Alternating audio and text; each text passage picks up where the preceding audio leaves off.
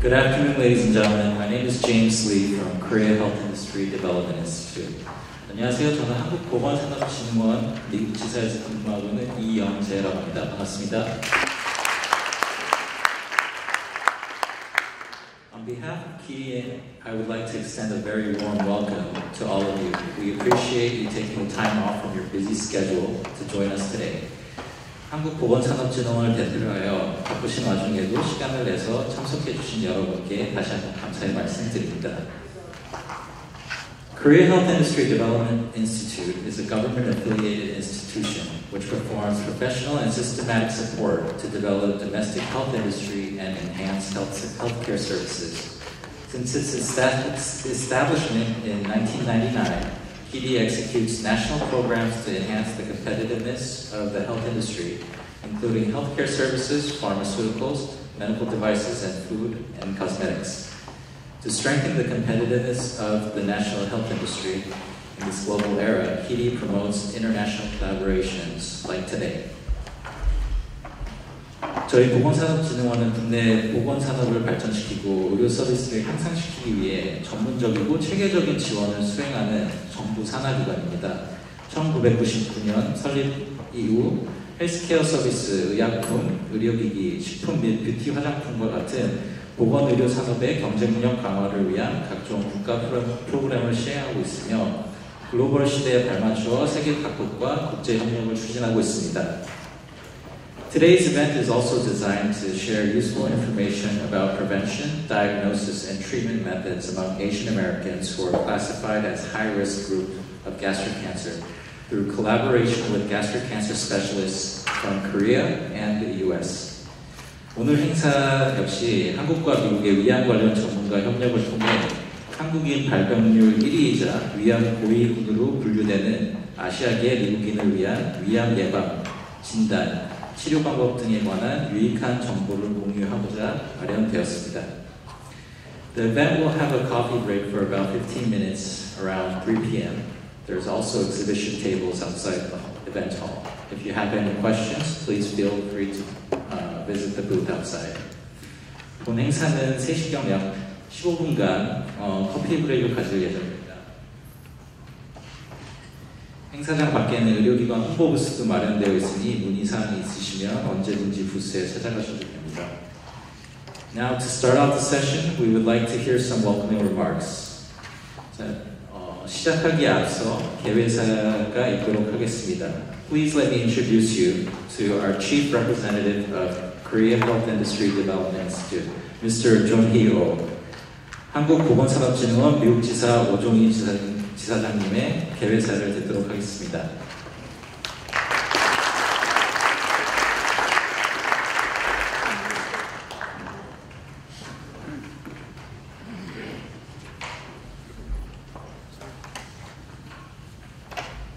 Welcome to Korea-US Collaborative Health Forum 2019.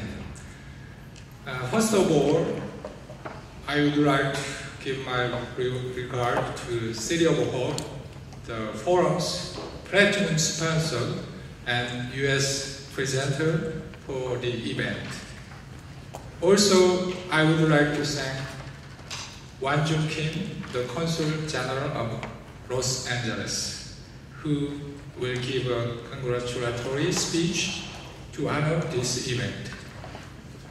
곳이 계신 Minister Counsel from the Korean Embassy, and Laura Jun, President of Korea American Federation of Los Angeles, and finally Sonia Logman, a Deputy Cabinet Secretary, who attended as a representative of the California State Government from Sacramento. In the United States, gastric cancer incidence has highly varied among race and ethnicity. While gastric cancer tends to be an uncommon leading cause of cancer deaths in the US, it is often neglected in such groups as Asian Americans in the US. Such groups have been very vulnerable to the disease, which has been one of the most common leading cause of cancer deaths, creating a health disparity when compared to other parts of the population in the United States. Through this collaborative effort from US and Korea, we would like to achieve the following. First, promote public awareness of high incidence of gastric cancer in Korean American and Asian American groups in the United States. Second, introduce gastric cancer prevention and treatment program and advanced medical technology.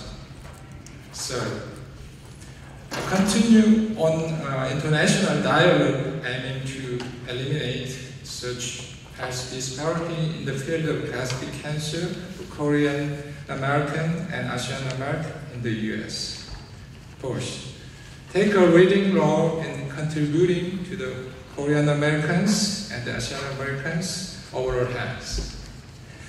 I would like to extend my gratitude to Forum co-chair Dr. Jung Heng Cho, Seoul National University, Bundang Hospital, and Dr. Yang Yu, City Hall National Medical Center.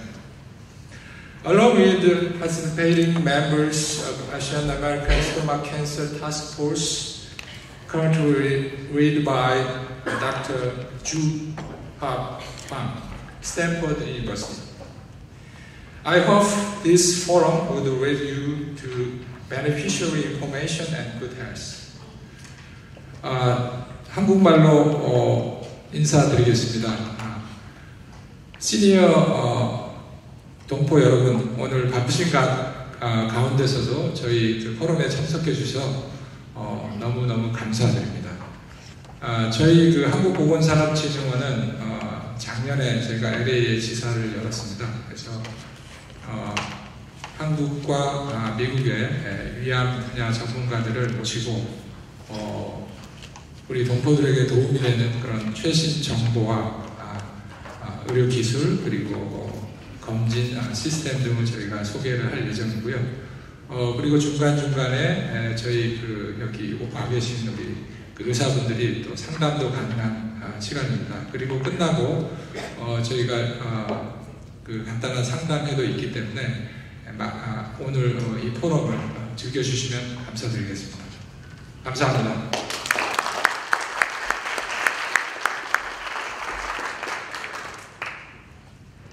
Thank you, Mr. O, for the opening remark. Now we would like to welcome Consul General Honorable Wanjun Kim from Consul General Republic of Korea in Los Angeles to the stage. 환영 인사를 해주신 오종 이사님 감사합니다. 이제 로스앤젤레스 총영사관에서 오신 김완중 총영사님을 모시겠습니다.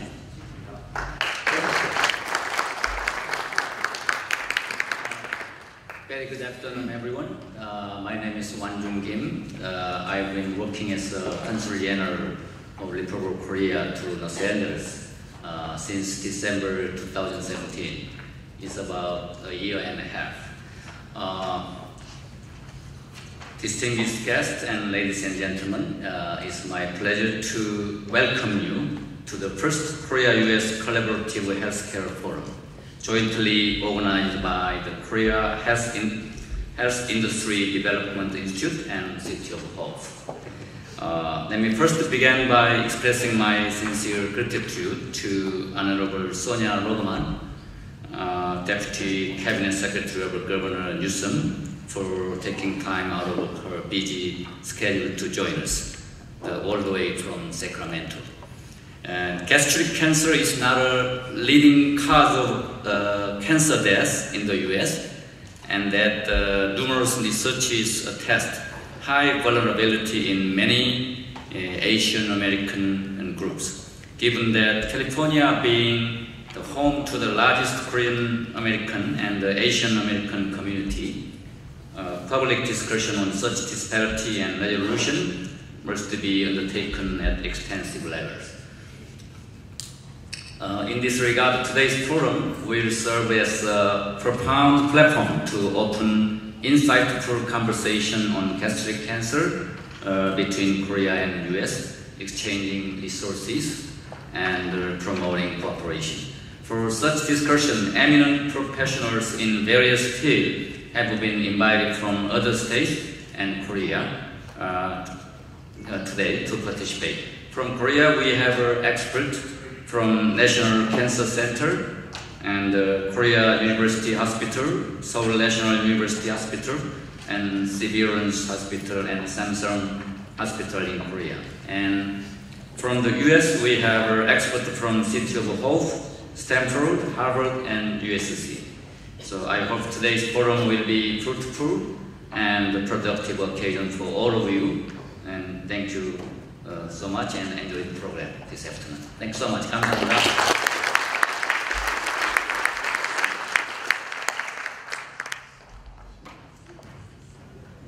Thank you, Consul General Kim, for the delightful remark. Please welcome Vice President of CAFLA, Mr. David Choi, to the stage. 김환중 총여사님 격려의 인사 말씀 정말 감사드립니다. 다음으로는 로스앤젤레스 한인회 수석 부회장 데이비드 최님을 모시겠습니다.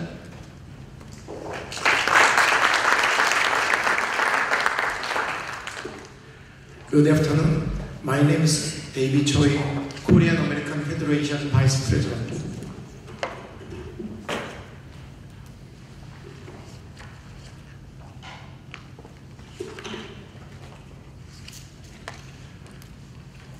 On behalf of Korean American Federation of Los Angeles and the Korean American community, it is my great pleasure to welcome you to the Korean Health Industry Development Institute Korea-US Collaborate Healthcare Forum.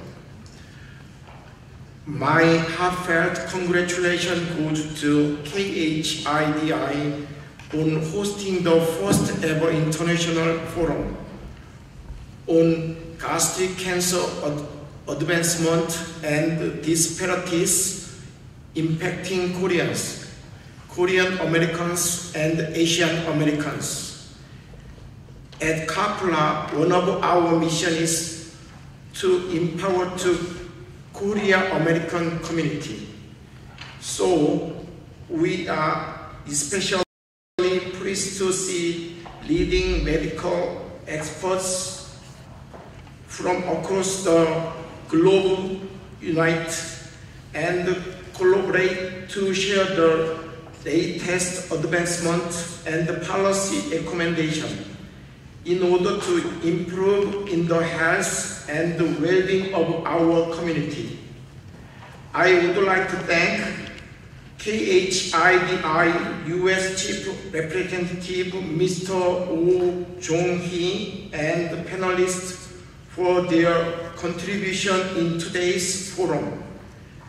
I commend you all on the momentous achievement and wish you continued success. Thank you so much.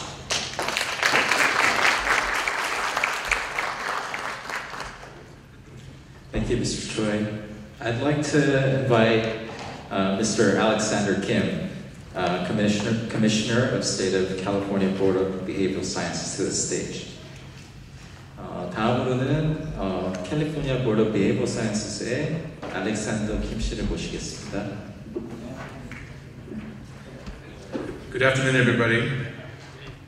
I'd like to make an introduction to a very important guest who came all the way from Sacramento this morning. She's also a fellow Korean American, so we're very blessed by Governor Newsom to appoint a very diverse staff for his governorship. So let me explain her biography here. So Sonia Longman is the Deputy Cabinet Secretary for the Office of California Governor Gavin Newsom. In this role, she oversees executive branch operations focused on business regulation, government operations, food and agriculture, cannabis, and gaming. This includes over 24 state departments and more than $3.7 billion in annual expenditures. For more than a decade, Sonia has dedicated her career to public service in various statewide offices within the executive branch. Prior to her current role, she was Deputy Secretary of Business and Consumer Relations in the Business Consumer Services and the Housing Agency.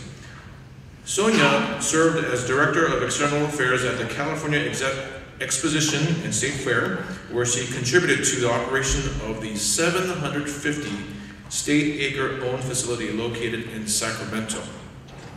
Sonia served as Deputy Appointment Secretary in the office of the prior governor, Jerry Brown, coordinating board appointments to various full-time and board positions throughout California, like myself. From 2006 to 2010, she served in various roles and also in the office of the Lieutenant Governor. So please put your hands together and give a warm welcome to Sonia Lodman.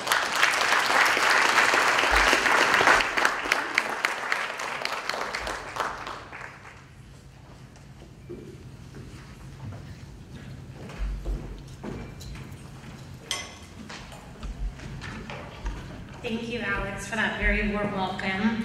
And of course, I want to start by thanking Consul General Kim for the warm invitation and welcome. I very much appreciate your leadership in supporting an event like this to highlight, as you mentioned, perhaps not today's #1 issue in California by way of numbers, but certainly very important to encourage this type of discussion and learning and collaboration. As Alex mentioned, I have the opportunity to serve Governor Newsom, and I joined his team in January, and since then, I think we have not stopped running. Our good governor has so much energy and wants to really create a California for all.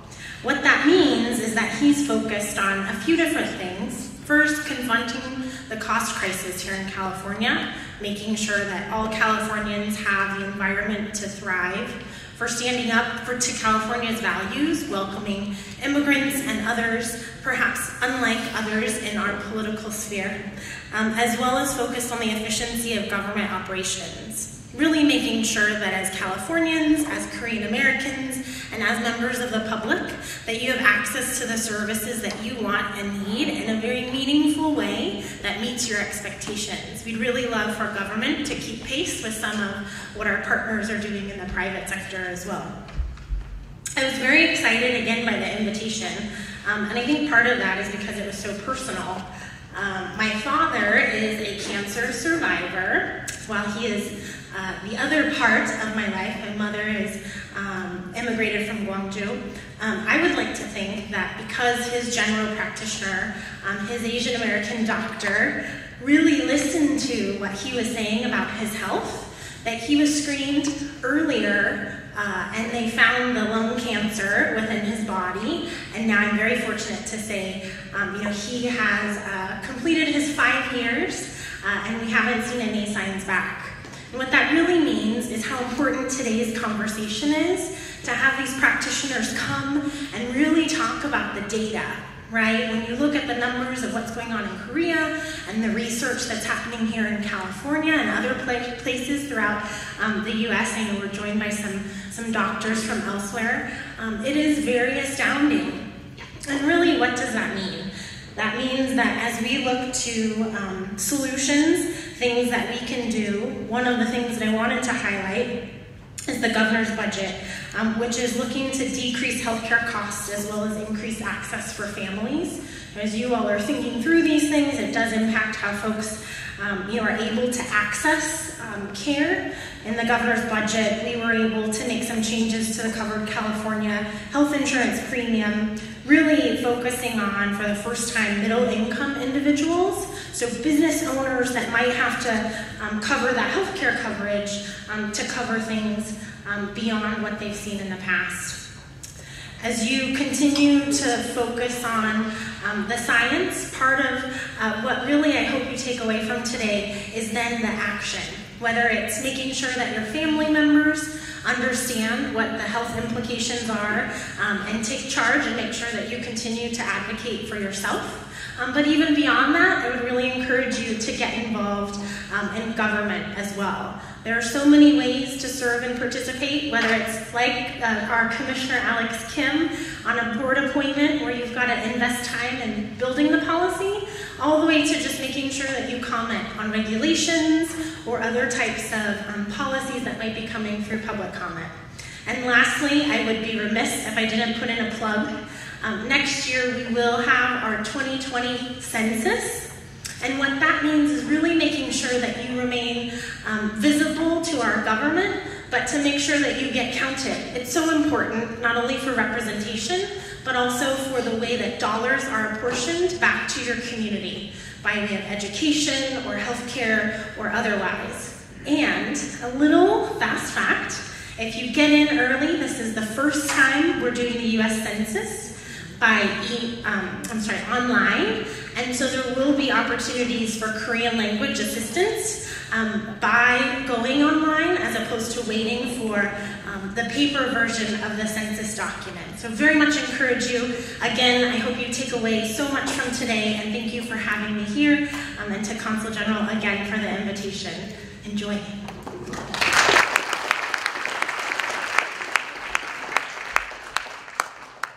Thank you all for your wonderful opening remarks. I wish you all to benefit from today's forum, and I'd like to give your attention to our fabulous co-chair of this event, Dr. Yang Hee-woo from City of Hope.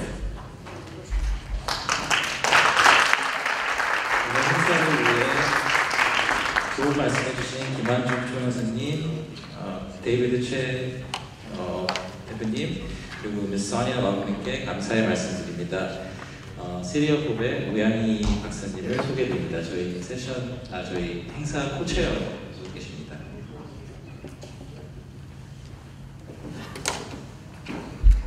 깜짝 놀랐어요. 한국말 해야 되는 줄 알고. Good afternoon, everybody. My name is Yang Hee-woo. I'm a surgical or gastric cancer surgeon at City of Hope. And I'd like to welcome you to the afternoon community educational talks. We're going to open the session with our first speaker, Dr. Eun-jung Lee, who is a cancer epidemiologist from USC. I'd invite her to come up and give her talk. Her work focuses on cancer disparities in Asian Americans, including gastric cancer in Korean Americans. She's an associate professor of research in the Department of Preventative Medicine, and she will be talking to us about epidemiology of stomach cancer disparity in Korean Americans. Dr. Lee?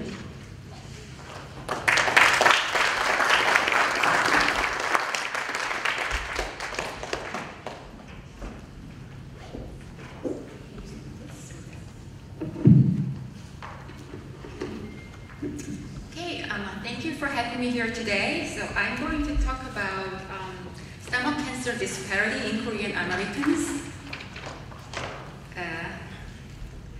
I'm sorry, I think I have to wait for the slide.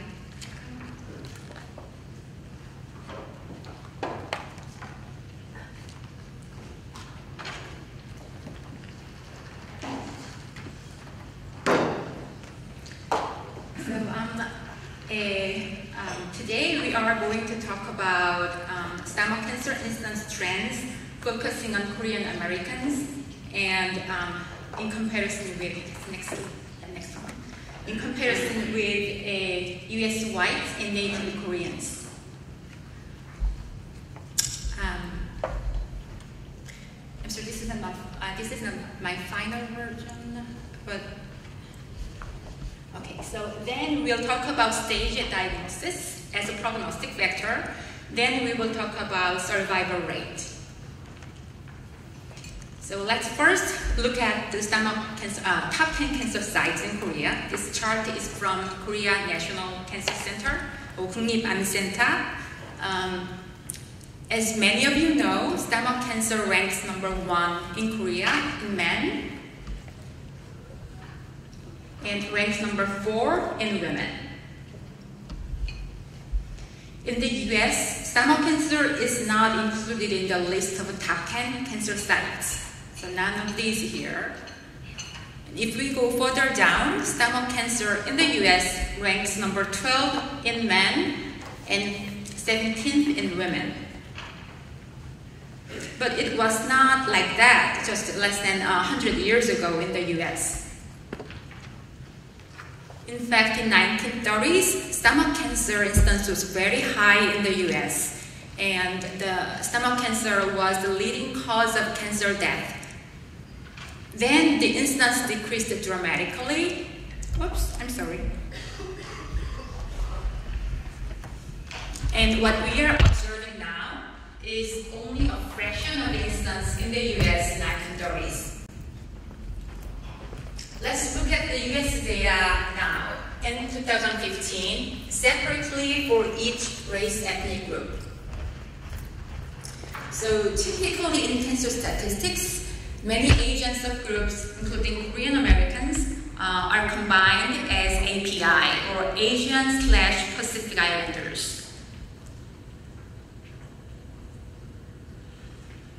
As you can see, the stomach cancer incidence in API is higher than the rate in non-Hispanic whites, and similar to the incidence in other minority groups, including African Americans and Hispanics. So there is a disparity.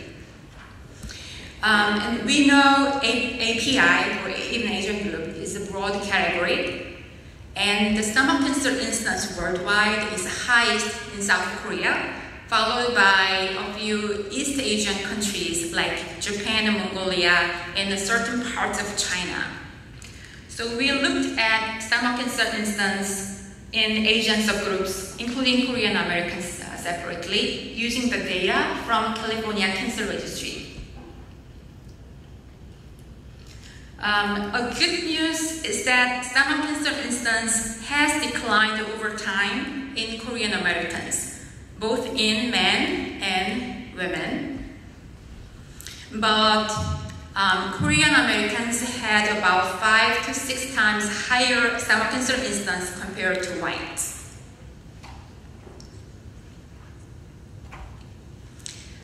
When compared with the incidence in South Korea, stomach cancer incidence in Korean Americans about half. Now let's add the data on Japanese Americans. Korea and Japan are the 2 countries reporting the highest stomach cancer incidence worldwide. And Japanese Americans here, together with Vietnamese Americans, not shown here, have the second highest stomach cancer incidence in the US. But there is a big gap between California ranked number 1, Korean Americans, and California ranked number 2, Japanese Americans. And Japanese Americans, the incidence rate was closer to the rate in whites than to the rate in Japan. So this makes sense if we consider the immigration history. So Japanese Americans have a much longer immigration history than Korean Americans. So about 70% of Japanese in California are US-born, second, third, and even fourth generation immigrants. It's not true for Korean Americans. The majority were born in Korea. And it has been very well established that Asian immigrants experience lifestyle changes and changes in cancer incidence patterns after migration. And this is one of the reasons why we think that there is a difference for Korean Americans and Japanese Americans, while the rates in Korea and Japan are relatively similar.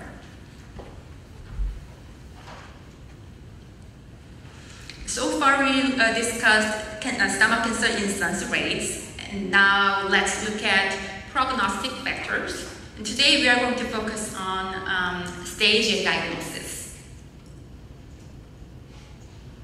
So stage distribution across race ethnic groups in California between 2006 and 2012. So here we are focusing on the relatively recent time period.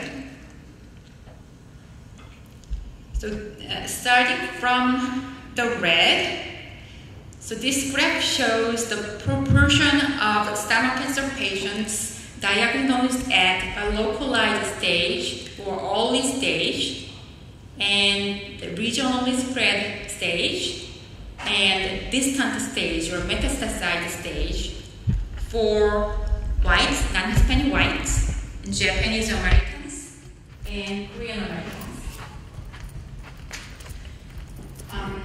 Whereas Korean Americans, the stomach cancer patients were more like the 43% of Korean American stomach cancer patients were diagnosed at an early stage. This was only about 30% for whites and Japanese Americans. Now let's compare with the stage distribution in South Korea and Japan, where a national stomach cancer screening program is available. So even the 43% for Korean Americans, which was the highest in the US, is much lower than the percentages in Japan and Korea, which was about 55% during about the same time period. As just said, these two countries have a national screening program, but here in the US we don't. So what does this tell us? The left side comparison. So earlier diagnosis in Korean Americans than others in the US suggests that aggressive diagnostic workup or opportunistic screening may be occurring in the Korean American community. And I learned that there have been efforts to increase community awareness driven by many Korean American physicians here, including many of you here. And we think that those efforts were successful in improving the stage distribution in the community. The right side comparison here at the same time tells us that this early detection rate can be and should be improved further and could be expanded to other communities as well. And if the increased community awareness and access to the well-versed Korean American physicians contributed to the improved stage among Korean Americans, then we thought there may be some differences across regions, geographic regions in the US. For example, LA County has the largest Korean American community and largest number of Korean American physicians. Then stage may be better, even among Koreans in the LA County. So we looked at the stage distribution in LA County separately.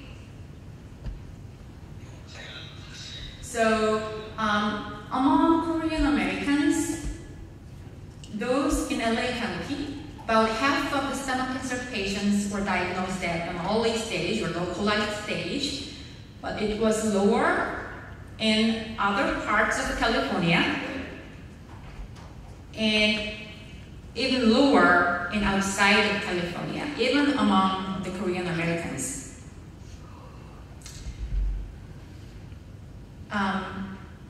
Again, this was still much lower than the percentages of the red part in Korea, which was 66% in 2014. Now, let's look at 5-year survival by race ethnicity in California between 1988 and 2014. So as expected, based on stage distribution, the 5-year survival of the stomach cancer patients was much higher for Korean Americans, 42%, while higher than whites and Japanese Americans. Now, let's look at 5-year survival in Korean Americans in different regions in the US. For Korean Americans living in LA County, the 5-year survival of stomach cancer patients was 45%, and it was lower and Korean Americans living in other parts of California, and even lower for those living outside of California. Again, this is much lower than the survival rate in South Korea, which is 63% during the same time period. So, and actually I prepared another slide that's not shown here. So even if the survival rate in Korean Americans is better than other race ethnic groups in the United States, because of the very high stomach cancer instance, the stomach cancer mortality rate is way much higher for Korean Americans than any other race ethnic groups. So that shows the burden of stomach cancer in the Korean community. In summary, we have some good news. Stomach cancer instance is decreasing, and I didn't show the full the time period, but stage distribution is improving over time. But is it good enough? Stage distribution and survival in the US is worse than in Korea, and there is a persistent stomach cancer disparity in Korean Americans. So in our 2017 paper, we discussed the concept of targeted screening. Stomach cancer is not common in the US, but there are high risks of populations by country of origin. And there is an example of targeted screening in the US. So that is lung cancer screening for asymptomatic high-risk populations with heavy smoking history is covered by Medicare and private insurance companies. And why not for stomach cancer? So it is time to consider insurance coverage of stomach cancer endoscopy screening for high-risk populations. So my acknowledgements to my colleagues at USC, Dr. Danny Stephen, who is here. He's the director of LA County Cancer Registry. And Dr. Sang-hoon An is here, and Dr. Amy Hwang is also Korean American. Thank you.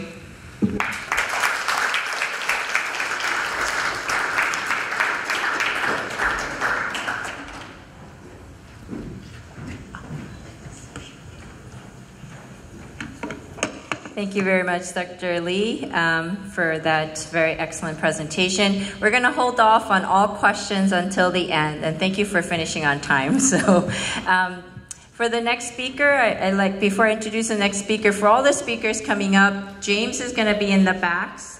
It's waving like this.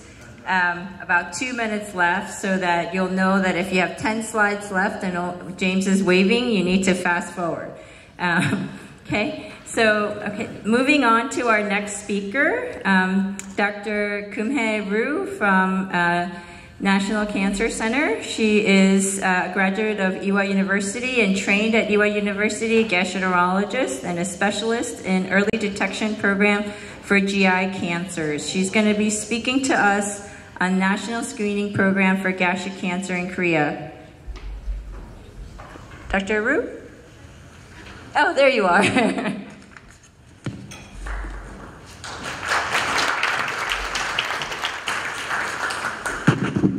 Good afternoon. I'm Kumhae Roo, and I'm in the Center for Cancer Prevention and Detection Center in National Cancer Center, Korea.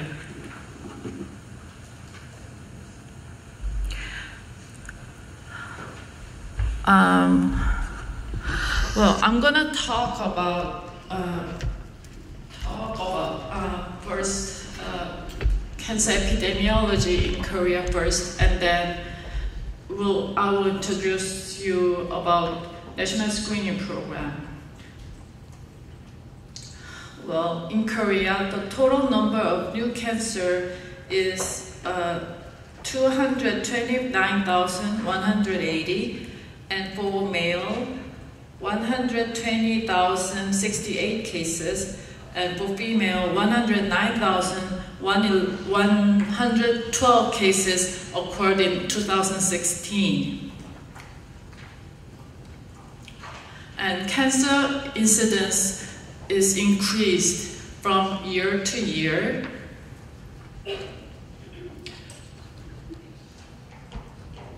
And And in Korea, the cumulative risk of developing cancer from birth to life expectancy was 36.2.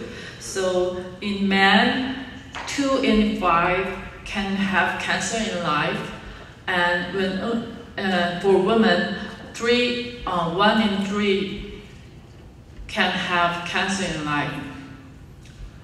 As mentioned earlier by Dr. Lee, the stomach cancer is most frequent cancer in Korea, and also in male, and for female is the 4th leading cause. This is the trend of Korea. Only the breast cancer is increasing from 1999, and the stomach cancer is slightly decreasing in Korea. It is the international comparison of incidence. Korea is a little bit lower than OECD countries and United States. Well, it is the comparison of Korea and US. In Korea, the stomach cancer is higher than US. And for United States, the prostate cancer and the skin cancer is higher than Korea. This is the table of causes of death. The portion of death from cancer is 27.8% and is the first leading cause of death. But for the sites, the lung cancer is the first leading, and the stomach cancer is the 4th. It is the trend of 5-year survival. So in the black one, 2012 to 2016, the 5-year survival rate is 70%. So in Korea, more than half the patients survive more than 5 years. So it is the summary for Korea cancer epidemiology. So incidence is declining, but most common cancer in Korea. And for comparison, the United States,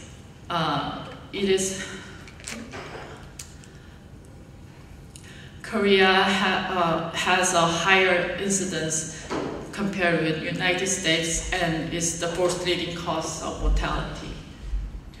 I'm gonna just introduce our national screening program. Actually, the national screening program initiated in 1999 for screening for 3 cancers: stomach, and the breast and cervix cancer. And in 2003, we added liver cancer screening. And 2004, we added colon cancer screening. So from then, the program started to cover 5 cancers: stomach, liver, colon, and breast and cervix cancer. And the National Cancer Screening Program is managed by 2 systems: by cost coverage. So depending on individual income level, the lower 50% of income level they are covered with Medicaid, so they can screen without payment. And who are upper 50% of income level, they are covered with national health insurance. So this is a diagram for stomach cancer screening procedure.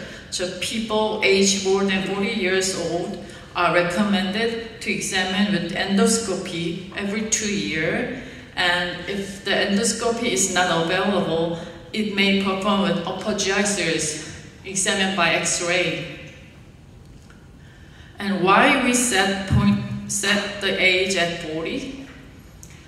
This table shows age-specific cancer incidence rate, and it shows that the stomach cancer incidence is starting to increase at age 40. So we set it the age 40 to start screening.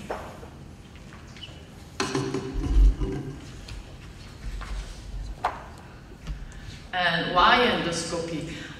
First, in the initial stage, we had EGD and X-ray, both are the screening modality of stomach cancer. But in Korea, the cost, unsedated EGD and upper GI cost similar. It's very cheap, like $40.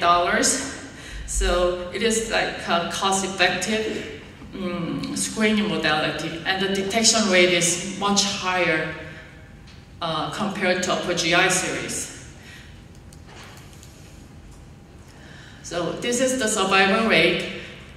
Survival rate difference by stage. So localized cancer survives a lot, like 93.5%, and distant stage is 5.9%.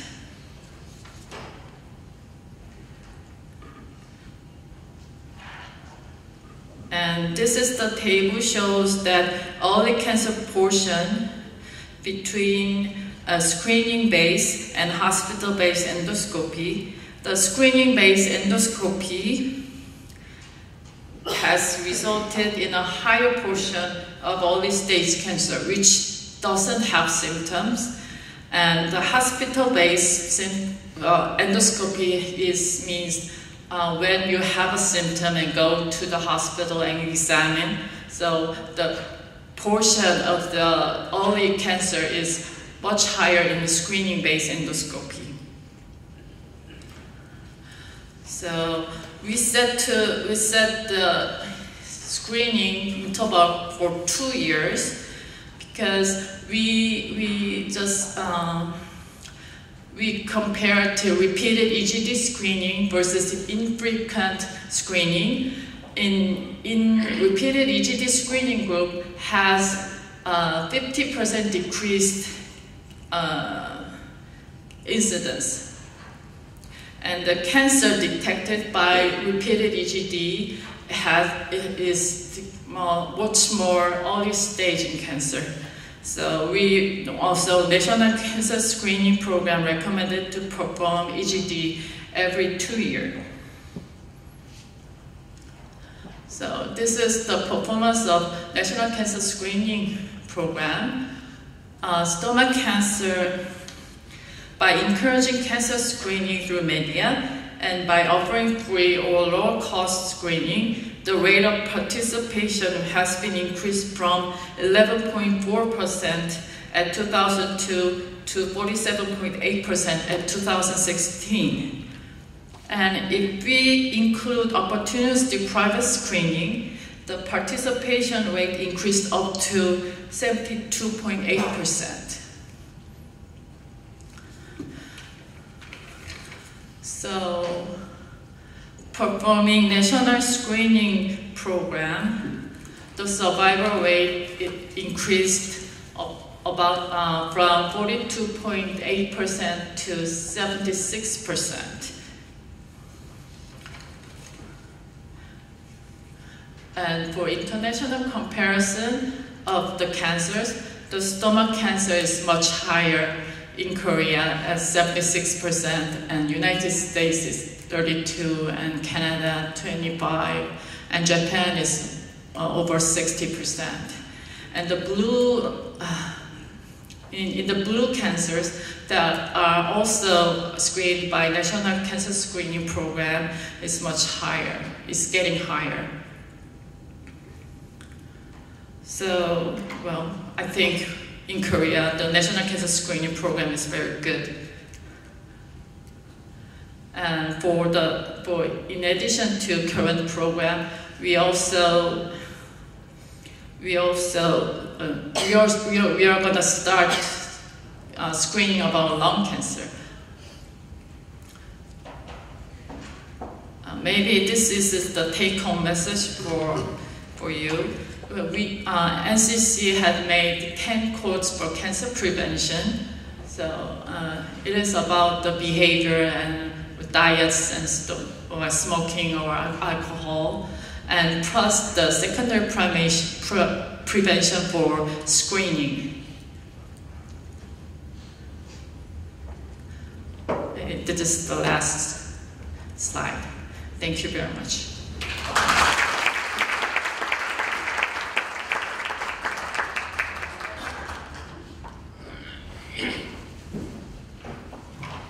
Thank you, Dr. Yu, for your presentation. I'm going to have to borrow your last slide for some of my talks. That was a beautiful presentation. We're going to move right along to the next presentation by Dr. Young-woo Kim.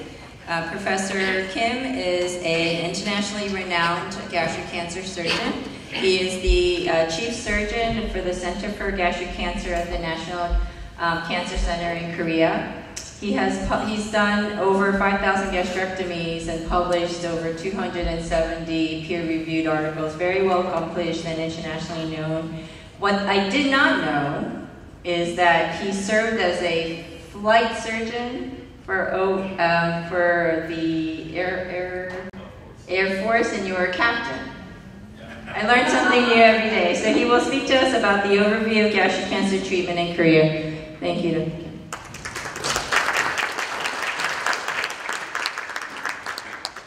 Thank you very much for the kind introduction, including my career in the military. I was an Air Force flight surgeon for 3 years. It's a mandatory service in Korean men. First of all, so thank you very much for the very welcoming from our Korean American people in the LA. So nice meeting you.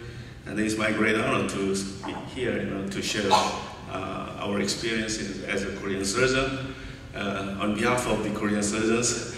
So it's a great honor. And then I'd love to summarize in maybe in 15 minutes, right? And in English, and then hopefully, if there is a time allows, it's a Korean summary, if you want. So, in the morning session actually is the same titles, but I have changed some portions to avoid some duplications. So, it's a slide to introduce my institution. I'm working for the National Cancer Center. The National Cancer Center was built 2001, so it's a very young institution. It's the first and only one national cancer institution, mainly focusing on research, not only for the clinical work, and also making some cancer strategy, prevention, and treatment, and population-based healthcare, like a cancer registry, all those kind of things. And then recently we developed also a graduate school. I'm working for the graduate school as a professor. And we rebuilt, building a new building in front of the current hospital. In 2020, next year, we'll have a more building. And our team is a multidisciplinary team. I'm a surgeon, but I'm working with gastroenterologists and medical oncologists, radiologists and pathologists together as a team. So like a family, we work together for 20 years. So not only for the clinical quality care, but also for the research activation. It was so effective, and as a result, we could publish a lot of papers. And the first thing for the main content is a nationwide survey result of the Gastric Cancer Association study in 2014. It's a recent survey actually, but 2019 is the next because it's every 5-year survey.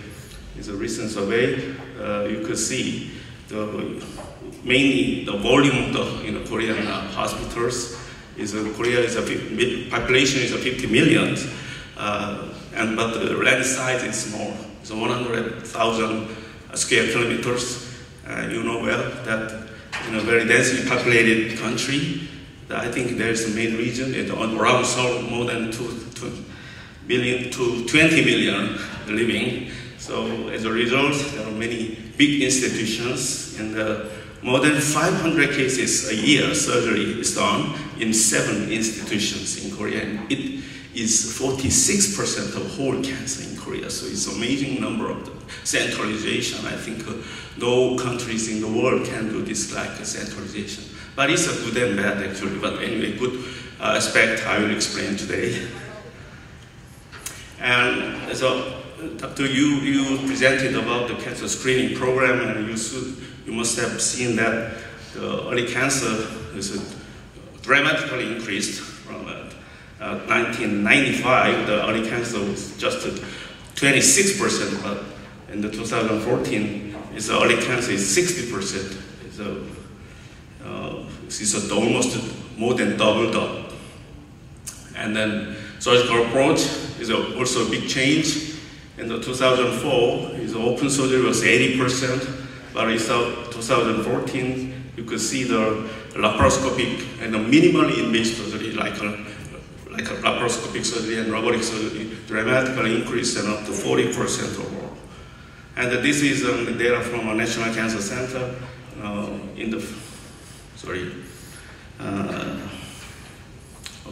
So at the beginning, there was no laparoscopic surgery at all, or 100% open surgery, but 2 years ago, in 2017, 80% is a minimally invasive, is a laparoscopy or robotic surgery. It's a dramatic change into the minimally invasive.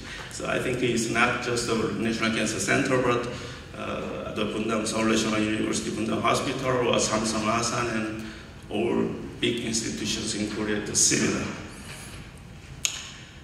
And the principles of lymph node dissection. The lymph node dissection, maybe some novice people doesn't understand well about what is a lymph node, but cancer surgery actually, especially for the gastric cancer, lymph node dissection is the key of the surgery. But this concept actually originated from this man in the 1908. But still, this concept, this biology is a key factor, to decide the operative quality and the result. As we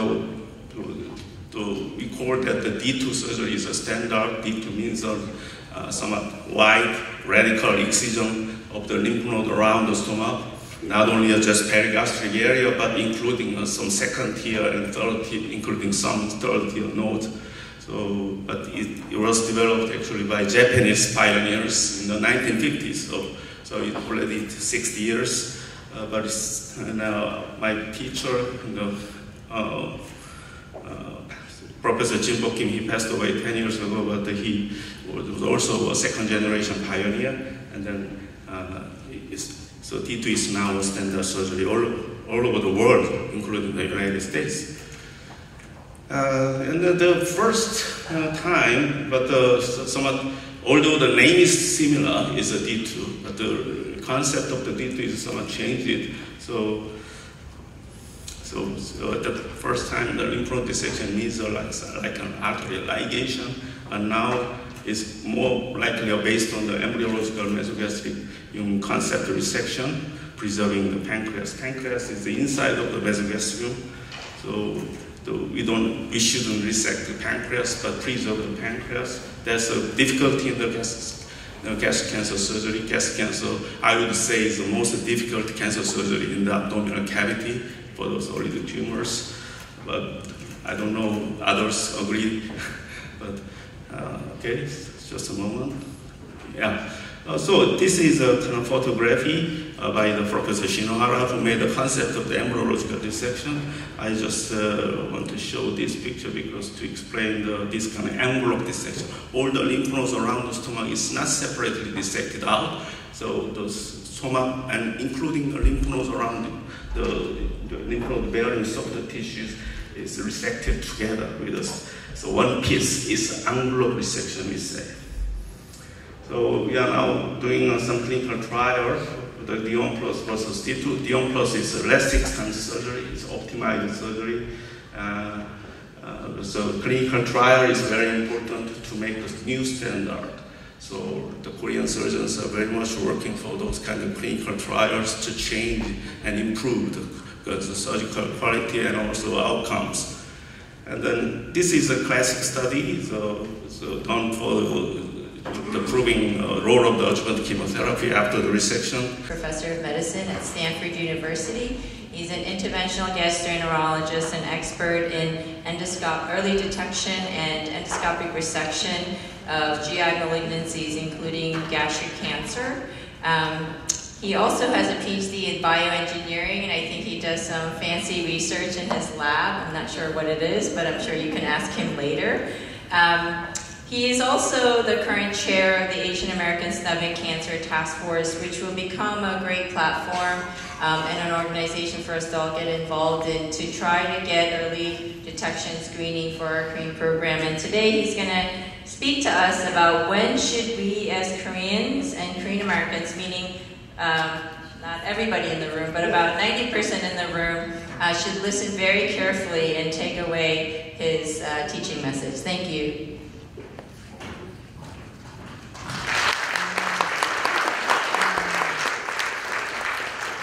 Thank you very much, Dr. Wu. Actually, the previous speaker, Dr. Kim, kind of summarized it, summarized my talk basically. And it's get endoscopy and get it often. So that's the summary of my talk. I'm going to focus on gastric cancer screening, which is, the endoscopy, when should we get it, and the rationale for Koreans, and really focus on Koreans who are here in America.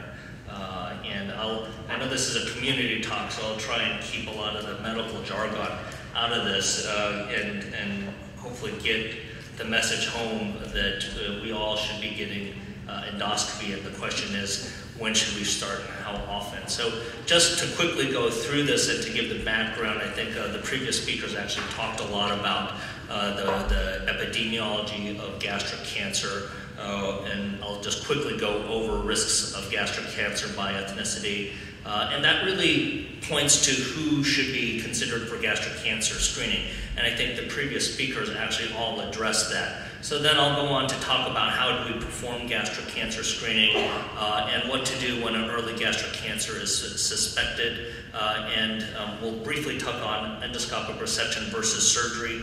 We had some discussions on surgery already. There'll be another talk in the second half that'll focus on endoscopic resection. So this will just kind of be an introduction to that. But this is the background. This is America data.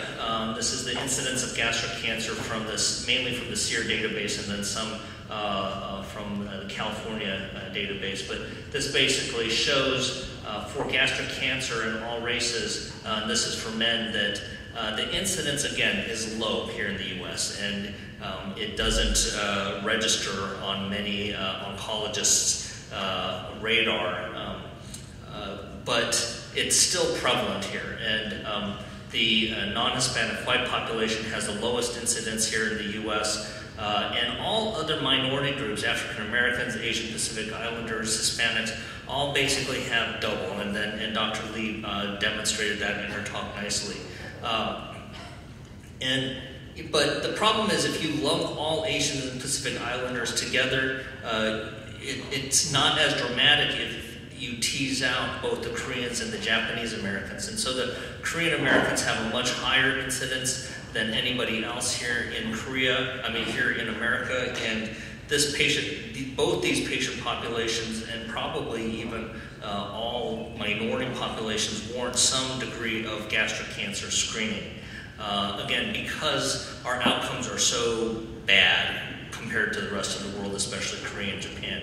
This again puts it into more context. The green line here is U.S. colorectal cancer incidence by age. So the United States Preventive Health Task Force, the USPSTF, who basically decides what screening tests get covered by insurance, have deemed colorectal cancer as prevalent enough or a high enough incident that it warrants screening with colonoscopy beginning at the age of 50.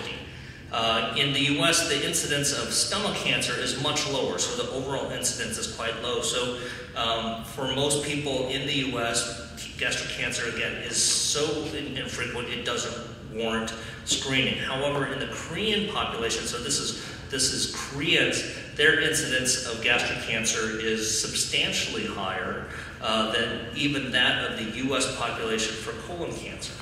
Again, some of the data was presented earlier today that showed that, well, if you move to the U.S. and you're Korean, maybe your risk goes down. But that data, again, is aggregated data that includes both first generation, second generation, and third generation Koreans. And so if you are a recent immigrant from Korea to the U.S., I still think that your risk is going to be more towards the native Korean population. So you have substantially higher risk for stomach cancer, much higher than colon cancer. In fact, your risk of colon cancer is also higher than the American population. So we should be considering doing endoscopy, both colonoscopy and upper endoscopy, for patients who come from Korea as part of overall cancer screening program. We actually do have national guidelines. ASG is an organization called the American Society for Gastrointestinal Endoscopy. It's one of the largest GI societies in the country. And they actually do suggest that EGD is upper endoscopy for gastric cancer in new U.S. immigrants from high-risk regions around the world, such as Korea, Japan, China, Russia, and South America. So this picture here to the bottom right is what we call a heat map. So any countries that are labeled in red have a high incidence of gastric cancer. Green is the lowest incidence of gastric cancer. So you see that U.S. and North America are green, but Korea is red. And again, as previous speakers have mentioned, the stomach cancer is the third leading cause of cancer deaths worldwide, but it's one of the lowest cause of cancer deaths in the U.S. But that's because the distribution of the population here in the U.S. The U.S. is a country of immigrants, right? We all come from somewhere else, and those patients who come from these high-risk regions, such as Korea, we really should consider doing endoscopic screening and surveillance for cancer. This is also data from the U.S. Looking at gastric cancer versus esophageal cancer.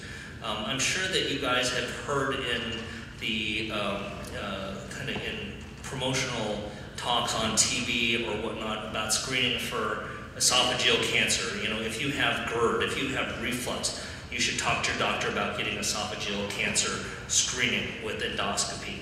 And this is because esophageal cancer, the risk factors for esophageal cancer really are patients who have GERD, men who are obese and who are white. So that speaks to a large, kind of powerful political population. And so there are guidelines that suggest that you should have endoscopy for screening of esophageal cancer, even though the incidence of the esophageal cancer is actually much lower than gastric cancer. But the question is, who gets gastric cancer in the U.S.? It's mainly the immigrant population.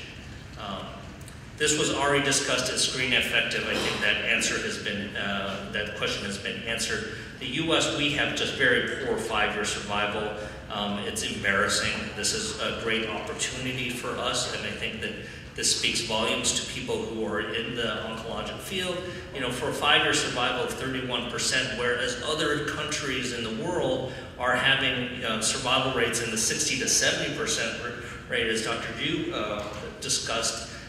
We have potential to get there, and we have a long ways to go, but fortunately there are ways that we can do this. Again, this was already discussed, looking at U.S. versus Korea. I apologize for, I don't know why it looked like this, crossed out, localized. The box is supposed to be a little bit lower, but you know, Korea has identified with their screening program much more earlier gastric cancer, whereas in the U.S., our gastric cancer, early gastric cancer diagnosis is only about 28%, whereas Korea has over 50% of their cases. And this is all because they have an endoscopic screening program.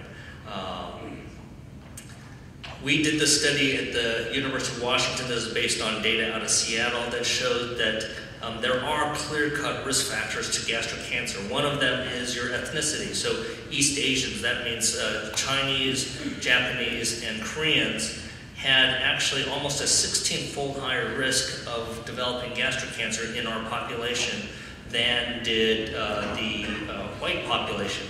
Again, if you just looked at other Asian populations, they only had a 2-fold increased risk, and this is consistent with all the other ones. 2-fold for Hispanics, 1.8-fold for Hispanics. Also, if you had a family history of gastric cancer, it was about a 2-fold risk. So, but the most striking differences were East Asian ethnicity and then something called gastric intestinal metaplasia. This is a change in the lining of your stomach that occurs most commonly because you have had H. pylori or Helicobacter pylori infection at some point in your life for several years. So Helicobacter pylori is a very common bacteria that infects the lining of the stomach. Most cases it does not cause any symptoms, so you don't realize that you have it. In Korea, the reason that Korean, a lot of the Asians are more likely to get gastric cancer is they had a much higher prevalence of H. pylori infection than in the US. In the past, we've quoted that the H. pylori infection rates in Japan and Korea and China were in the 80% range, whereas in the US, it was only in the 20% range. That's going down worldwide. So in the US, it's probably around the 5 to 10% range now. And in Asia, it's coming down probably more into the 50% range. So gastric cancer is decreasing as we address H. pylori infection, but we know that H. pylori really drives a lot of the cancer development for gastric cancer. What do we do on endoscopy, or what are we looking for? Endoscopy in the US and endoscopy in Korea is done a little bit differently. We're trying to learn, because the Koreans and the Japanese we acknowledge, are experts at this, and oftentimes don't take any biopsies. But the healthcare environment in the US is that US gastroenterologists, if they suspect any abnormality, we are actually compelled to take biopsies. And so this would be an example of a patient who has an abnormal stomach. This is what we call white light endoscopy. And then this is with something called narrowband imaging, where we shine a blue light and it accentuates areas of inflammation. And this is, actually, could you just roll, this is a video. Can you roll this video? So this is a video of what endoscopy looks like. So that's the pylorus, that hole is the exit of the stomach.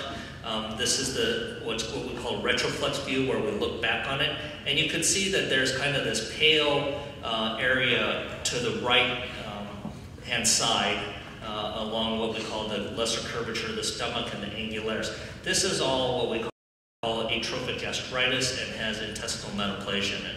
So here we can kind of get an idea of how much or how extensive the intestinal metaplasia and atrophic gastritis is, and we know that that correlates to your risk. And in the US, we would take biopsies to assess for the presence of intestinal metaplasia and also the severity of intestinal metaplasia. This is actually not done in Korea or Japan. They're much better at identifying this, and in general in Korea and Japan, they just take biopsies of things that they suspect might be dysplasia or cancer. So we're working to transition to, I think, the way that the Koreans and the Japanese do it is a more cost-effective way to do it, but the US and Western countries aren't ready for that approach yet. Whenever I suggest that, the pathologists always get mad. So I've stopped suggesting that in public. But here's some more images of just white light endoscopy and intestinal narrowband imaging, and you can again see from the 12 o'clock to the 3 o'clock range area on this, there's kind of a more pale area. That's atrophic gastritis. That's again in a pattern that's consistent with where Helicobacter pylori infects the stomach, and so that's another reason where we have linked the two phenomena, and that Helicobacter pylori drives intestinal metaplasia, and some more pretty pictures of intestinal metaplasia on endoscopy. So this intestinal metaplasia, this is the precursor lesion to cancer. So this is it's a precancerous lesion.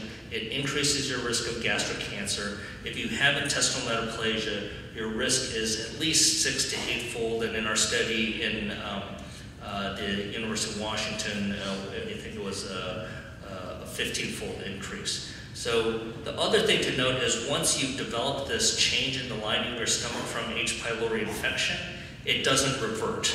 So one of the plans, a long-term picture, is that we need to diagnose H. pylori before intestinal metaplasia develops. And if we are able to do that, then maybe we can prevent gastric cancer. But right now, there are plenty of people who have already had H. pylori infection, have developed intestinal metaplasia. So part of what we need to do is identify those people who are at highest risk and do endoscopy and survey those patients, and obviously treat their H. pylori so that the intestinal metaplasia, the dysplasia, doesn't progress. This is something called Korea's Cascade. This is not the Korea, the country, but this guy's name is Paul Korea. He came up with this, this cascade that shows how H. pylori infection drives normal stomach mucosa to something called chronic gastritis, which is inflammation of the stomach, and then atrophy, which is where it thins out. And then once it thins out, you get intestinal metaplasia. So the environment changes and you can get this pre-malignant, precancerous lesion. And then with additional insult, inflammation, maybe salt and these kind of cured meats, other inflammatory components, and smoking, you can then go on to develop cancer.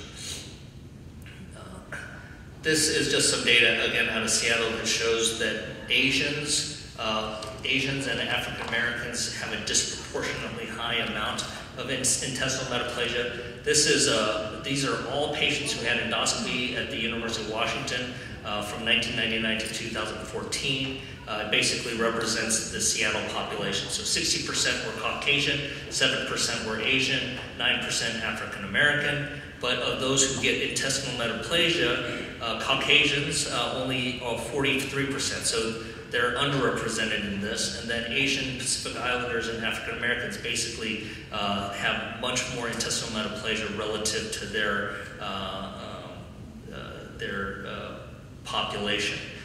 Interestingly, though, Caucasians do get intestinal metaplasia, so this is not a minority-only disease. So this can affect Caucasians as well.